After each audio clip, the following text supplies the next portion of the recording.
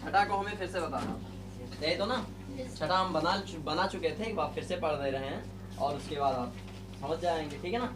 ये कह रहा है कि एक 1.5 सेंटीमीटर का लड़का है, ये कह रहा है, जो कुछ बिल्डिंग से कुछ दूरी पर खड़ा हुआ है। बिल्डिंग की ऊंचाई दिया हुआ 30 सेंटीमीटर, है ना। ये कह रहा है अब यह बिल्डिंग के टॉप को देखता है और 30 अंश का एंगल बनाता है और घूमते घूमते बिल्डिंग की ओर कुछ दूर चलता है और फिर उसके बाद टॉप को देखता है तो 60 अंश का एंगल बनाता है। तो बताइए कि वह कितना दूर चला। ये तो पूछ रहा है, तो सबसे पहले इसे हम बना लेते हैं। देखिए, ये कहता है कि एक 5 सेंटीमीटर का, देखो ध्यान दो, ये कहता है कि एक 1.5 सेंटीमीटर का एक बॉयज है, यहाँ से लेकर यहाँ तक की ऊंचाई जो है वो 1.5 सेंटीमीटर नहीं मीटर होगा, 1.5 मीटर है। कुछ दूरी पर यहाँ पर एक जो है मकान है या बिल्डिंग है। बिल्डिंग और लड़का जो है एक ही धरती पे, एक स्थान पे, मतलब एक ही जैसे समतल पे खड़ा है। हमें समतल की बात करता है ना। ऐसा नहीं कि इसे ऊंचा खड़ा कर दो, इसे गड्ढे में खड़ा कर दो, ऐसा कभी नहीं करता। ये समतल की बात करता है, ठीक है ना। अब आगे देखते हैं। चलिए, अब ये कहता है कि अगर ये यहाँ से यहाँ तक खड़ा है तो यहाँ पे टॉप का उन्नयन कोण, यानी ये उन्नयन कोण जो है वो बनाता है 30, ठीक है ना। और कुछ देर घूम के, चेयर है वहीं पीछे बैठ जाओ, थोड़ा सा पिछाड़ के, कुछ देर घूम यहाँ से लेकर और यहाँ तक का ये घूम लेता है, यानी चल लेता है। जब यहाँ पहुँचता है तब ये यहाँ पे एंगल बनाता है 60। अब समझ में आ गया होगा, क्लियर है ना। यहाँ से यहाँ तक जो घूमता है इसकी दूरी को हम a मान लिए और यहाँ से यहाँ तक की दूरी को हमने क्या मान लिया, x मान लिया। इतनी दूरी हो गई। चलिए इधर आ जाइए, यहाँ से यहाँ तक की दूरी दिया हुआ 30, इतनी दूरी दिया हुआ है 1.5, तो इतनी बची हुई दूरी कितनी हो जाएगी, कोई बता सकता है। ये सब कल हम बताए थे। इतनी दूरी है x, इतनी दूरी है ये, तो इतनी दूरी क्या हो जाएगी, x माइनस a, ये बता चुके थे। अब हम चलते हैं a, b और c में, लिखते हैं in triangle ABC। AB equal to दिया है 28.5 और BC इक्वल टू दिया हुआ है आपका x, है ना। ABBC मिल गया। tan थीटा इक्वल टू दिया है 30, tan थीटा लगाएंगे सबसे बेटर रहेगा क्योंकि एल्टीट्यूड अपान बेस दिया हुआ है। तो tan थीटा यानी tan 30 और एल्टीट्यूड का मान दिया है AB और बेस का मान दिया है BC। tan 30 यहाँ पर 30 रख देते हैं, यहाँ पे tan 30 का मान 1/√3 और AB का मान दिया है 28.5 और BC का मान क्या दिया हुआ है x इधर जाएगा, ये इधर जाएगा, तो x इक्वल टू हो जाएगा 28.5 रूट कितना 3। ये x की वैल्यू आ गई। हमें तो इन ट्रायंगल AD और B में ADB हम देखते हैं, तो AB इक्वल टू सेम वैसे दिया 28.5 और BD इक्वल टू दिया हुआ आपका x माइनस a, है ना, ये दिया हुआ। यहाँ पर थीटा इक्वल टू दिया 60 और लगाएंगे वही tan theta equal to AB upon में BD, है ना। तो tan थीटा यानी tan 60 इक्वल टू AB का मान वही 28.5 और BD का मान x माइनस a, ठीक है। यहाँ पर हम ये लिख चुके हो। चलिए यहाँ की कैलकुलेशन देख लेते हैं, इतना और लिख लो चाहे हम तब तक मिटाल दें। x की वैल्यू याद है, बताते रहें।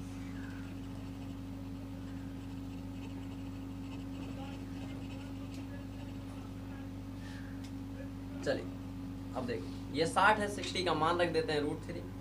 ये आपका हो जाएगा 28.5 अपान में x माइनस में 1 a, ये इधर जाएगा तो ये √3 x माइनस a हो जाएगा, 28.5 हो जाएगा। ये √3 इधर आ जाएगा तो x minus a equal to 28.5 upon में क्या हो जाएगा √3। अब कहीं x की वैल्यू माने थे, इससे पहले आया था, तो वही x का मान यहाँ रख देंगे, ठीक है ना।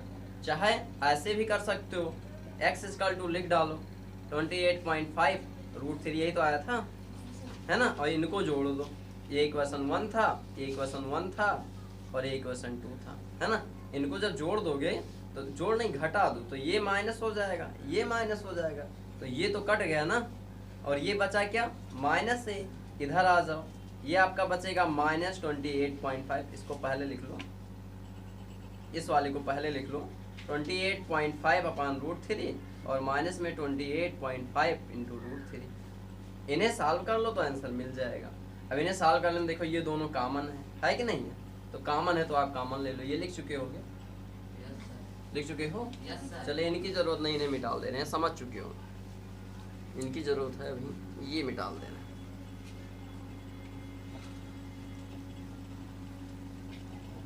चलिए यहाँ से कह रहा है कि आपका जो है -a हो जाएगा, 28.5 हो जाएगा, और ये आपका 1/√3 होगा, और माइनस में क्या हो जाएगा √3। यहाँ पर एक मान के इनकी कैलकुलेशन कर लेते हैं, तो ये 28.5 हो जाएगा, ये 1 माइनस में 3/√3 हो जाएगा, और ये कुल मिला के a हो जाएगा 28.5 हो जाएगा। घटेगा तो कितना, -2/√3। √3 से परमेकरण कर देते हैं, हमने कई बार आपसे बताया है। अगर आप नहीं करते हैं तो भी आपका आंसर सही माना जाएगा। इस माइनस से वाला माइनस कट जाएगा, तो हो जाएगा 28.5 × 2 × √3, और अपान में कितना 3। 8 2 10 5 15, 3 से कट जाएगा, 3 9 27, 3 5 15, है ना। तो इनसे इनका गुणा करोगे तो a हो जाएगा ये 10 दूना 20, 9 दूनी 18, 1 19 √3। ये आपका आंसर आ जाएगा। √3 का मान भी रख सकते हो। जो इतना नहीं पहुंच पा रहे हो, अगर ए तक वहीं ऊपर तक पहुंच जा रहे हो, तभी वो सही कर देगा, काटेगा नहीं। ये कहता है from a point on a ground, एक ग्राउंड से एक एलिवेशन यानी उन्नयन कोण जो है of the bottom and the top of the transmission यानी संचार tower fix at a top of the 20 metre height of the building, जो 20 मीटर ऊंचे मकान पर स्थित है, उसका उन्नयन कोण 45 और 60 है। समझ में देखो, पहले देखो, ध्यान दो। जैसे कह रहा, कहता फ्रॉम अ पॉइंट, तो एक पॉइंट ले लो। ऐसे बनेगा क्वेश्चन, ऐसे बनेगा। इंग्लिश हिंदी कोई ज्यादा खास अंतर नहीं है। एक बिंदु से, तो एक बिंदु हमने ले लिया, ठीक है ना। इससे कह रहा है कि फिर उसके बाद आगे पढ़ते हैं। कहता है and angle elevation top, sorry पहले बॉटम और फिर टॉप। बॉटम मतलब जानते हो, नीचे से ऊपर देख रहा तो कहीं यहाँ देख रहा होगा, तो ये हो गया बॉटम। क्या बीच में ना आया करो। चलिए, ये किसी बिंदु से बॉटम को देख रहा है, और उसके बाद इसी बिंदु से टॉप को देख रहा। आप तो समझ में आया, ये आपका टॉप को देख रहा है। ध्यान दो थोड़ा सा, किसी एक पिलर हो, चाहे एक संचार मीनार हो, चाहे एक मकान हो, चाहे एक बिल्डिंग हो, चाहे एक पोल हो, चाहे एक ट्री हो, उसमें एक टॉप होता है, एक बॉटम होता है, जैसे हमारा टॉप और बॉटम, ठीक है ना। तो वही ये भी कहता है कि इस बिंदु से, एक बिंदु से बॉटम को देख रहा है और टॉप को देख रहा है। तो अब देखेगा, देखो ध्यान दो, थोड़ा सा लॉजिक है थोड़ी सी। हम यहाँ खड़े हैं तो हम यहाँ तो देखेंगे नहीं, क्योंकि यहाँ देख रहे हैं तो हम हॉरिजॉन्टल देख रहे हैं, लेकिन वो क्या कह रहा है, एलिवेशन में देख रहा है, यानी कहीं ना कहीं थोड़ा सा ऊपर देख रहा है, तो ऊपर देख रहा है। क्लियर है ना। अब ये आसमान में तो उड़ नहीं रहा होगा, कहीं रखा तो होगा, तो उसी के आगे ये भी लिख दिया है। कह रहा हुआ है कि एक transmission tower fixed at a top of the 20 metre height of the building. ये कहता है कि एक बिल्डिंग है जिसकी ऊंचाई 20 मीटर है, और उसके टॉप पर ये ट्रांसमिशन टावर जो है फिट है। ठीक है ना। अब तो समझ में आया, अभी नहीं आ रहा। कहता है एक स्थिर बिंदु से किसी टावर के बेस यानी आधार और शिखर का उन्नयन कोण क्रमशः 45 और 60 दिया हुआ है, और वह टावर किसी बिल्डिंग 20 मीटर ऊंचे बिल्डिंग के छत पर लगा हुआ है। अब तो समझ में आया। अब ये कह रहा है कि इसकी ऊंचाई बताइए, ये कह रहा है कि इसकी ऊंचाई बताइए। क्लियर है ना। तो एच निकालना है, यहाँ से आ जाओ। नहीं दिया इसकी दूरी तो एक्स मान लेते हैं। पहले बॉटम पे एंगल बनाता है 45, उसके बाद टॉप पे एंगल बनाता है कितना 60। हमेशा एक चीज याद रखो, अगर कोई एंगल ऐसे बनता है, देखो बहुत बढ़िया चीज है ये, अगर कोई एंगल ऐसे बनता है तो ये छोटा और ये बड़ा होगा, ठीक है ना। और अगर कोई एंगल ऐसे बनता है, ऐसे और ऐसे बनता है, तो ये छोटा और ये बड़ा होगा। ठीक। तो ये कहता है 45 और 60 बना रहा, तो मान के चलो ये 45 और ये 60। क्लियर। कोई डाउट है इसमें। वैसे बड़ा छोटा दिख रहा है कि नहीं दिख रहा है। अब यहाँ पे बड़ा छोटा कैसे दिख रहा है, यहाँ देखोगे तो दूर से ऐसे देखोगे, यहाँ देखोगे तो ऐसे, ऊपर देखोगे तो ज्यादा एंगल बना कि नहीं बना। तो ये सब आपकी प्रैक्टिस है, आपके ऊपर डिपेंड करता है आप कैसे फील कर रहे हो। चलें आगे। अब इसमें x की वैल्यू चाहिए, ये दिया है, और h की वैल्यू चाहिए। तो सबसे पहले हम इस पे आ जाते हैं। यहाँ पर a मान लो, यहाँ पर b मान लो, यहाँ पर c मान लो, यहाँ पर। चलिए आगे देखते हैं। ये कहता है कि अगर हम इस ट्रायंगल को ले लें D, B और C को, इन ट्रायंगल D, B और C, यहाँ पर हम ये लेंगे tan 45 और tan 45, अब तो आपको आ चुका होगा कि tan 45 के सामने क्या है, BC है और इसके सामने क्या है, DC है। तो tan 45 का मान 1, BC का मान है 20, DC का मान है x, तो x इक्वल टू क्या हो जाएगा, 20 मीटर हो जाएगा। x की वैल्यू आ गई है ना। अब x को लेके हम चलते हैं इस पूरे वाले में, इनको इग्नोर कर दो थोड़ी देर के लिए, चलते हैं इनमें। तो लिखेंगे इन ट्रायंगल AD और C, फिर से लेंगे tan 60 लिए और उसके साथ ये पूरा यहाँ से यहाँ तक की दूरी कोई बता सकता है कितनी होगी, 40। अच्छा h प्लस में 20, h यहाँ तक 20 यहाँ तक, तो h प्लस 20 40 कहाँ से निकाल लियो, जुगाड़ लगा रहा हो। चलिए AC अपान में क्या, DC, AC का मान h प्लस में 20 और DC का मान कितना x, tan 60 का मान √3। क्लियर है ना।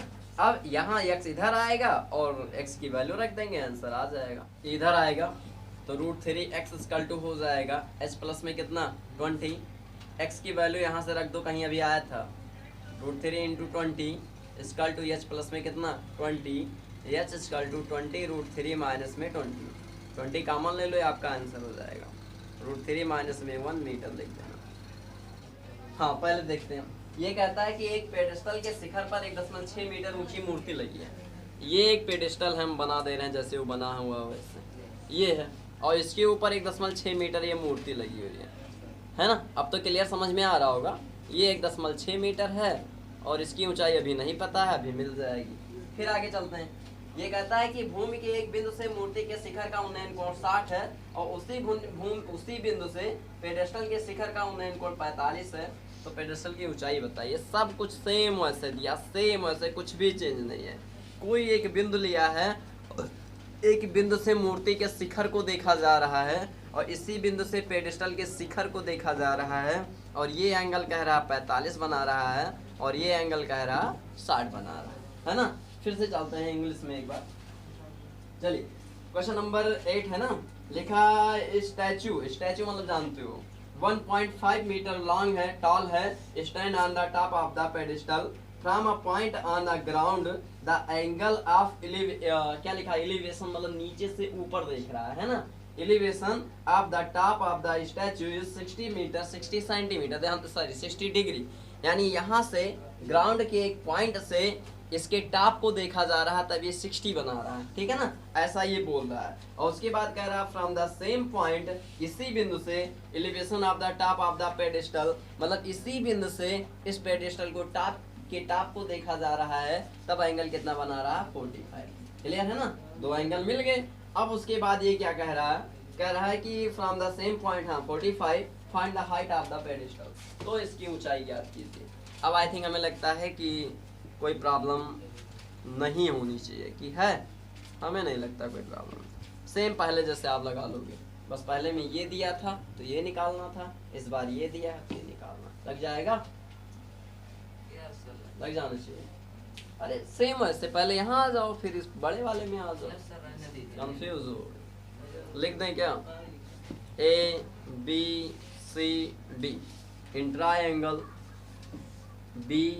BDC tan 45 h अपान x हो जाएगा। tan 45 का मान 1 है, यानी h बराबर x हो जाएगा या x बराबर h हो जाएगा। ये हो गया। In triangle ADC tan 60 equal to AC upon में DC। AC का मान कोई बता सकते हो, AC का मान कितना, जी बिल्कुल सही, एकदम सही है, h प्लस 1.6 और DC का मान कितना है x, और tan 60 का मान क्या √3। क्लियर है ना।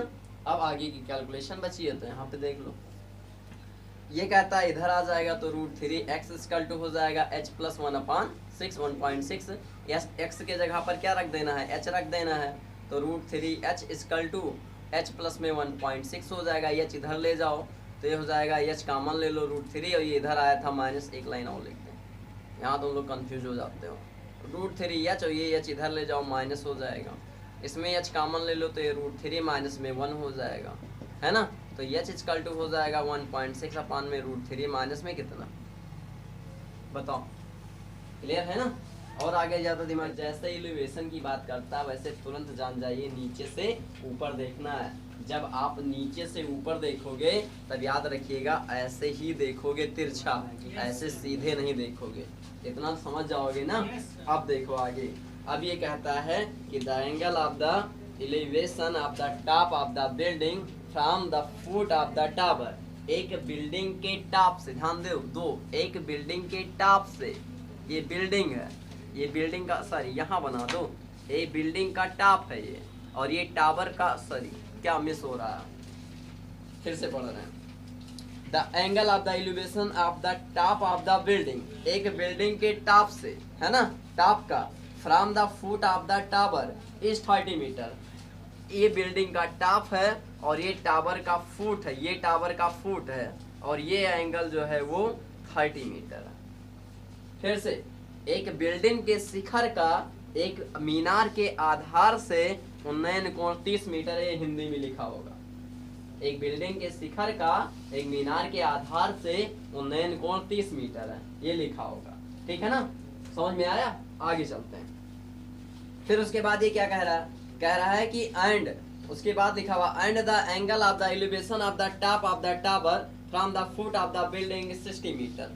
बिल्डिंग के आधार से टावर के टॉप का उन्नयन कोण जो है वो कितना दिया हुआ, 60 दिया हुआ। समझो इसे, ये बिल्डिंग है और ये टावर है, ये बिल्डिंग है और ये टावर है। कहता है कि इस बिल्डिंग के टॉप का टावर के बेस से, फुट से 30 डिग्री का एंगल बना रहा है, और यहाँ से इसके बेस से टावर के टॉप का एंगल जो है वो 60 बना रहा है। क्लियर है ना इतना। अब आगे चलते हैं, अगला और क्या लिखा हुआ। ये कहता है if the tower is 50 metre height, यदि टावर की ऊंचाई 50 मीटर है। अब बिल्डिंग पूछ रहा होगा, तो ये कह रहा है क्या, find the height of the building. एक बार हिंदी में इसे हम पढ़ लेते हैं ताकि आप लोगों को क्लियर हो जाए। देखिए, कहता है एक मीनार के आधार से एक भवन के शिखर का उन्नयन कोण 30 अंश है। एक मीनार के आधार से एक भवन के शिखर का उन्नयन कोण 30 अंश है। क्लियर है ना। फिर उसके बाद अगली लाइन, अगली लाइन ये कहाँ मिस हो गया। फिर कहता है तथा भवन के आधार से मीनार के शिखर का उन्नयन कोण 60 अंश है। भवन के आधार से मीनार के शिखर का उन्नयन कोण 60 अंश है। ये कहता है अगर मीनार की ऊंचाई 50 है तो आपसे ये पूछ रहा है कि बिल्डिंग की ऊंचाई बताइए। इतना ये आपसे कह रहा है। सबसे पहले देखो इजी बहुत है, यहाँ पर x मान लो, ये दिया हुआ है 50, इन्हें थोड़ी देर के लिए इग्नोर कर दो। अब बताओ ये 50 दिया है, क्या x का मान आप निकाल सकते हो, निकलेगा, बताइए। अरे इजी है, कठिन नहीं है। इन ट्रायंगल ABC, ABC में जाओगे तो tan 60 लगा दोगे, tan 60 equal to AB upon में क्या हो जाएगा, BC। देखो एटीट्यूड अपान में बेस, आया कि नहीं आया। तो यहाँ पर tan 60 का मान √3 और AB का मान 50 और BC का मान x, x इधर जाएगा तो आपको आंसर मिलेगा 50 बटे कितना, √3। ठीक है ना, क्लियर है इतना। तो ये आपको x की वैल्यू मिल गई। अब अगर x की वैल्यू मिल गई है तो आप इसमें चले आइए, इसको ऐसे फिर से मिला दीजिए और इनको इग्नोर कर दीजिए। अब इसमें चले आइए, बताइए h का मान आ जाएगा। अरे जैसे इधर निकाले थे वैसे इधर निकाल लोगे, बस यहाँ 60 लिए थे यहाँ 30 ले लोगे, और इसे नाम दे दो D। इन ट्रायंगल DCB में लिख लेते हैं, तो लोग ना मिटाल देना ऐसा। tan 30 इक्वल टू या चपान में क्या हो जाएगा, x। tan 30 का मान 1/√3 और यह चपान x का मान ये रख दोगे, इधर जाएगा, समथिंग हो जाएगा, है ना। अब तो समझ जाता है, सीधा जानो। ये क्षैतिज है, ये ऊर्ध्वाधर है, ये क्षैतिज है, ये ऊर्ध्वाधर है। जब ये क्षैतिज से ऊपर उठेगा तब ये उन्नयन कहलाएगा। क्या कहलाएगा, उन्नयन, है ना। और ये जब क्षैतिज से नीचे जाएगा तो ये क्या कहलाएगा, अवनमन। समझ में आया। इंग्लिश में इसे कहते हैं एलिवेशन, और अवनमन की इंग्लिश ढूंढ लेना, ठीक है ना। अभी नहीं मिली है, सोचे थे मिल जाएगी लेकिन नहीं मिली। चले आगे। हाँ देखिए, ये क्षैतिज रेखा है और ये क्या है, दृष्ट रेखा। इस रेखा पर हम देखते हैं, समझ में आया। ये क्षैतिज रेखा, ये दृष्ट रेखा, ये ऊर्ध्वाधर रेखा है, और ये क्या है, ये नीचे देख रहे हो, ये ऊपर देख रहे हो। जब ऊपर देखोगे तो उन्नयन, जब नीचे देखोगे तो अवनमन। वैसे ढूंढ लो ना, उन्नयन ऊपर, अवनमन नीचे, नयन मतलब आंख, आंख मतलब दृष्टि, है ना। तो कुल मिला के नयन आ गया, तो देखना ही है। चले आगे, चलिए। किसी पेड़ की छाया की ऊंचाई 3 मीटर है, 3 गुनी है। ध्यान दो यहाँ पे, अगला क्वेश्चन कह रहा है किसी पेड़ की छाया उसकी ऊंचाई से 3 गुनी है। अच्छा आप लोग इंग्लिश है, हाँ? समझ जाओगे जो हम बोल रहे हैं, नहीं समझ रहे, यही प्रॉब्लम है। दोनों लेके चलना पड़ेगा, 2 बुक हम लिए हैं तो एक उधर एक बुक है, एक है इस पे। हिंदी किसकी आ गई, पीछे की है, तुम लोग देख रहे हो? नो सर, पीछे देखो। अब उधर हिंदी हो गई, सब लोग हिंदी देख लोगे? सर हम भी हिंदी में नहीं है। अब हम कैसे एडजस्ट करें बताओ? चलिए सर, चलो हम हिंदी इंग्लिश बोल रहे हैं, ठीक। ये कहता है कि जब हॉरिजॉन्टल से आप एबव में जाओगे, ध्यान दो, आपको बुक दे देते लेकिन कोई फायदा नहीं, हमें लिए रहेंगे। जब हॉरिजॉन्टल से ऊपर जाओगे तो एलिवेशन बनेगा, जब हॉरिजॉन्टल से डाउन में आओगे तब आपका अवनमन, अवनमन की इंग्लिश लिखी हुई क्या बार बार भूल जाते हैं, एंगल ऑफ डिप्रेशन, है ना। डिप्रेशन, डिप्रेशन लिखा क्या, कि डिस्प्रेशन लिखा है? अरे डिप्रेशन, डिस्प्रेशन लिखा है। तो एंगल ऑफ डिस्प्रेशन मतलब अवनमन यानी नीचे आओगे, और एंगल ऑफ एलिवेशन मतलब आप ऊपर देखोगे, इतना पता हो जाएगा। अब पहला क्वेश्चन ये कहता है if the shadow, just the shadow of the height, sorry, if the shadow of the tree is √3 times of the height of the tree, यानी एक पेड़ की छाया जो है √3 गुनी है उसकी लंबाई की। यानी ये पेड़, ध्यान दो, ये पेड़ है और ये छाया है, ये पेड़ यक्ष है तो इसकी छाया कितनी है, √3 यक्ष।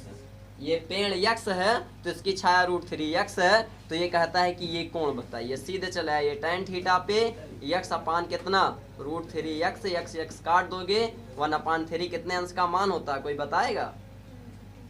30 डिग्री का आंसर आ गया, इतना छोटा है। ये कहता है कि ये जो छाया है ये ऊंचाई की 3 गुनी है, तो छाया को हमने ऊंचाई का 3 गुना कर दिया। समझ में आया? चले आगे, अगला क्वेश्चन देखिए।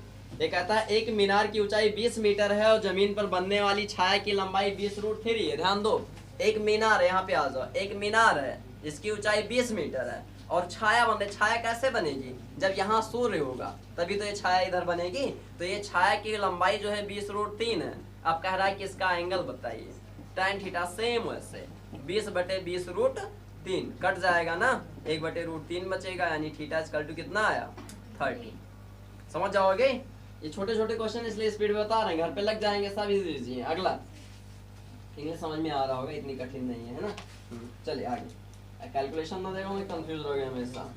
ये कहता है कि जिस समय सूर्य का उन्नयन कोण 45 है, ये कहते हैं जिस टाइम सूर्य का एलिवेशन, यहाँ लिखा होगा angle of the elevation of sun, sunlight, है ना। कहता है कि 45 अंश है तो स्तंभ की परछाई 10 मीटर नापी गई है, तो ऊंचाई बताइए। देखिए ध्यान दीजिए, ये कहता है कि एक सन है, यहाँ पे एक इंग्लिश हिंदी में थोड़ी कंफ्यूजन जरूर होती है। कंफ्यूजन नहीं, बस या तो इंग्लिश में रहें बच्चे, या तो इंग्लिश में हिंदी में रहें तो ठीक रहता है, लेकिन दोनों में गड़बड़ा जाता है। देखो एक स्तंभ है, इस स्तंभ की परछाई बनेगी, ऐसे ही बन रही है। अब ये कहता है कि, फिर से देख ले रहे हैं, ये कहता है कि ये परछाई कभी 10 मीटर है, यानी साइड लिखा होगा the length of the shadow 10 metre 10 metre, है ना। नहीं मिल रहा है क्वेश्चन, नहीं मिल पा रहा, तो मिला तीसरा क्वेश्चन, इसमें नहीं मिल रहा। अरे सब तो दिया है, इसमें कुछ कठिन थोड़ा ना। अच्छा चेंज कर दिया है, क्वेश्चन चेंज कर दिया है।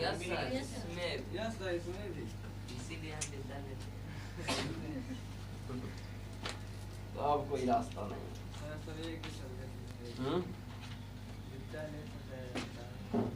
अब एक काम करो, या तो विद्या ले लो या तो अवतार ले लो। विद्या सही अवतार से, अवतार से सही, लेकिन अवतार जो है, विद्या जो है इंग्लिश मीडियम की महंगी आती है। विद्या 80 रुपए की, 90 रुपए की आती है, और विद्या हिंदी की जो है 60 में आती है, और अवतार 60 में आती है। तो 30 रुपए कम था, इसलिए हमने ले लिया, क्योंकि मैथ में कुछ ज्यादा पढ़ना नहीं है। मैथ के लिए अवतार विद्या का कोई मतलब नहीं है, Yes. खाली क्वेश्चन से मतलब है। क्वेश्चन तो हमने सारे बता ही दिए, कॉन्सेप्ट समझ में ही आ रहा है। बस ये है कि जो क्वेश्चन आप पढ़ो, आपको लगे नहीं आता, पूछ लो तो हम वही बता देंगे। ऐसा नहीं है कि विद्या के सारे क्वेश्चन अवतार में नहीं है, सब हैं, बस आगे पीछे हैं। ठीक है ना। अभी देखो एक क्वेश्चन हमने ये पढ़ा था, ये दिया देखो, length of the tower 20 metre height and shadow of the ground is 23 metre long. देखो ये टावर दिया है 20 मीटर और ये ग्राउंड शैडो दिया है 20√3। यही क्वेश्चन आपका यहाँ पे लगा हुआ है। तो ऐसा नहीं है कि क्वेश्चन नहीं है, बस आगे पीछे। ठीक है ना, क्लियर, समझ जाओगे। चले आगे, चलिए अगला क्वेश्चन एक और देख लेते हैं, छोटा सा, इसे बंद कर दो। हिंदी ज्यादा है ना, तो हिंदी वाली देख लो। हाँ ये हम बता रहे थे इधर, ये कह रहा था कि जो है एक उन्नयन कोण है, हाँ, एक जिस समय सूर्य का उन्नयन कोण 45 अंश था, स्तंभ की परछाई जो है 10 मीटर नापी गई, तो ये कह रहा है स्तंभ की ऊंचाई कितनी है। इंग्लिश में ऐसे देगा, यहाँ पे ये कह देगा कि ये उन्नयन कोण है, मतलब सूर्य है, और इसके एलिवेशन एंगल जो है वो 45 है, शायद 45 है, और ये कहता है इसकी length of the shadow x है, तो इसकी लेंथ ऑफ द मीनार कितनी होगी, है ना। यानी आप जो है ये कहता है कि ये टावर की ऊंचाई कितनी होगी। तो यहाँ पर तुरंत आप लगाएंगे क्या, tan 45 = h/10 में 10 लग जाएगा कि नहीं लगेगा। क्लियर है ना। बस खाली आपको मान रखना है, tan 45 का मान 1, h का मान और 10 का मान, तो h = 10 × 1 कितना आ जाएगा।